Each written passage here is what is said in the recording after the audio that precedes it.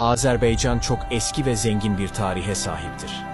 Bu topraklarda ilk insanlar Azıh mağarasında yaşamıştır. Tarihin erken dönemlerinde burada Manna, Medya ve Atropatena gibi eski krallıklar kurulmuştur.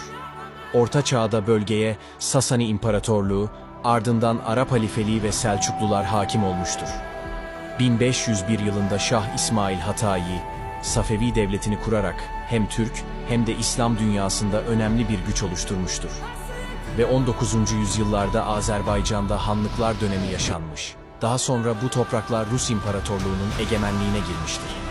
1918 yılında Azerbaycan halkı Azerbaycan Halk Cumhuriyeti'ni kurmuştur. Bu, Doğu'nun ilk demokratik cumhuriyetidir. 1991 yılında ise Azerbaycan bağımsızlığını yeniden kazanmış. Herkesin vətənisən. Mənim də əzizimsən. Əvvəllər tanımadığım, indi adını eşitcək hönkürtü ilə ağladığım doğmamsan. Mən səninlə fərəh duyan, duyğulanan, qürurlanan, uğrunda canından keçdiyin həmvətəniyəm. Sən ölkənin şərəfisən. Anaların balasısan, balaların atasısan. Sən hər kəsin can parçası.